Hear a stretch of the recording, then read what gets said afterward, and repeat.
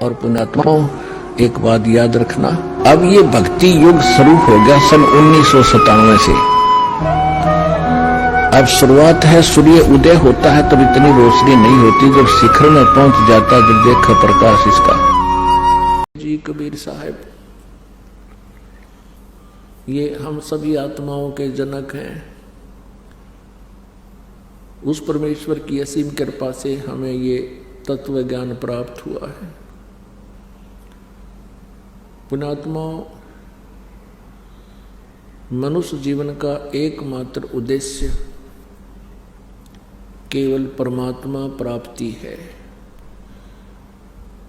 आत्म कल्याण है। मनुष्य जीवन पाके नहीं रटे हरि नाम, जैसे कुआं जल बिना बनवाया क्या काम। परमेश्वर कबीर देव जी, कबीर साहब अपनी प्यारी आत्माओं को अपने निज स्थान का ज्ञान कराने के लिए स्वयं ही आते हैं और हमें प्रेरणा करते हैं कि तुम यहाँ काल के जाल में फंसे हुए हो, ये तुम्हारा ठिकाना नहीं है। परमेश्वर कहते हैं, झूठे सुख को सुख कहे मान रहा मन मोद, ये सकल चबीना काल का, कुछ मुख में कुछ गोद है। परमेश्वर कबीर जी वो हमारे पिता हैं, हम उनकी संतान हैं। चींटी से लेकर हाथी, रंग से लेकर राजा, सभी उसी की आत्माएं हैं। लेकिन अज्ञानता के कारण, काल प्रेरणा से हम अपने परमात्मा को भूल चुके हैं और हम इस काल के इस सुनियोजित जाल में फंसे हुए हैं। इन्हीं प्रक्रियाओं को हम फाइनल मान चुके हैं। तो यहाँ परमात्मा कहते हैं कि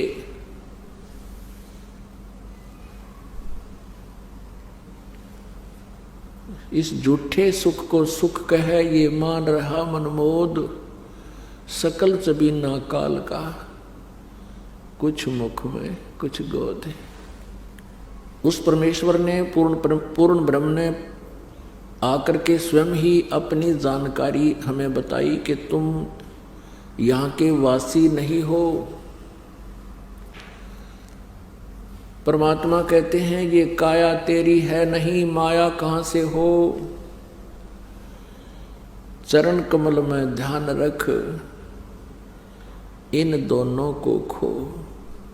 नंगा आया जगत में, नंगा ही तू जाए, और बीच कर ख्वाबी ख्याल है, ये इस काल ने और माया ने तुम्हें भरमाया। सर्व सोने की लंका थी, रावण से रणधीरम, एक पलक में राज विराजी, जम के पड़े जंजीरम। परमात्मा याद दिलाते हैं कि आप जी जिस व्यवस्था में अपना मानुष जीवन व्यस्त किए हुए हो, बर्बाद कर रहे हो, व्यर्थ कर रहे हो, उद्देश्य क्या रखा हुआ है कि घना धन हो जा, बड़ी कोठी बन जावे, उसमें चिप्स मार्बल लग जावे, अच्छी कार हो, बैंक बैलेंस घना हो, फिर क्या हो जाएगा। परमात्मा याद दिलाते हैं कि सर्व सोने की लंका थी। रावण ने लंका पूरी जो है सोने की ईंटों से बना रखी थी, जैसे यहाँ गारा की ईंटें बनी हुई हैं और सीमेंट में चनी जाती है, चूने में चनी जाती थी। ऐसे सोने की ईंटें, स्वर्ण की, गोल्ड की, और गोल्ड की ही गारा सीमेंट, उसमें उसने महल बना रखे थे अपने। और यहाँ किसी के पास 200 ग्राम सोना हो जाए तो काख पीटता फिरे, और इन्होंने सोचा बहुत धनवान हो गया। परमात्मा कहते हैं ये भूल है।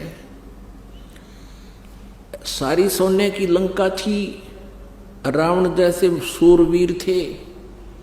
परमेश्वर कबीर जी कहते हैं भक्ति बिना क्या होत है, ये भरम रहा संसार, रति कंचन पाया नहीं, रावण चलती बार। रति माने 1 ग्राम स्वर्ण रावण अपने साथ नहीं ले जा सका, सर्व सोने की लंका थी। तो क्या बताते हैं, भक्ति बिना क्या होत है, ये भ्रम रहा संसार, रति कंचन 1 ग्राम गोल्ड रावण साथ नहीं ले जा सका जब मृत्यु हुई चलती बार। दूसरी हमारी इच्छा क्या होती है, डिमांड कि संतान हो, और संतान में भी पुत्र नहीं हुआ तो हम संतुष्ट नहीं होते। इस काल ने हमारे एक ऐसी प्रेरणा भर रखी है, जीव के बस की बात नहीं। परमात्मा कहते हैं यदि आपके संस्कार में कोई पुत्र है बहुत अच्छा, पुत्र नहीं है और पुत्री है बहुत अच्छा, और ये दोनों ही नहीं, संतान ही नहीं है तो उससे भी अच्छा। अपनात्मा यूं कहते आए हैं कि जगत और भगत का सदा ही विचारों का जो है आपस में डिफरेंस रहा है, और जिस कारण से उन दोनों के विचार कभी नहीं मिलते। दूसरे शब्दों में ये कहते हैं जगत और भगत का सदा ही बैर रहा है। इसका कारण क्या है? क्योंकि संत भक्त परमात्मा के उस विधान के अनुसार चलते हैं जिसका जगत को यानी जो साधक नहीं है उनको ज्ञान नहीं।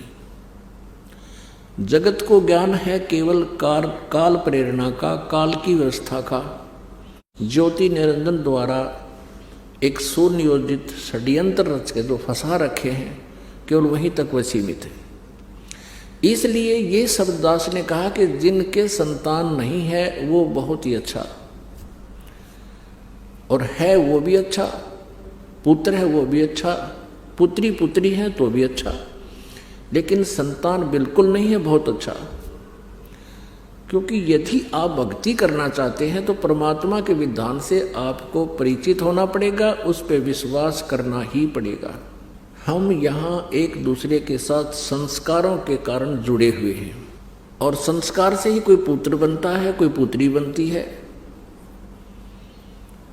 संस्कार से ही हम एक दूसरे के नाती बनते हैं, कोई साला बनता है, कोई दामाद बनता है, कोई ससुर बनता है, कोई सास बनती है। कहने का भाव ये है कि हम एक दूसरे से के साथ हमारे संस्कार जुड़े हुए हैं, जिस कारण से हम यहाँ संयोग से जुड़ते हैं, उस पूर्व जन्म के संयोग से। उन संस्कारों से हमारा फिर संयोग बन जाता है, हम यहाँ एक दूसरे के साथ जुड़ जाते हैं।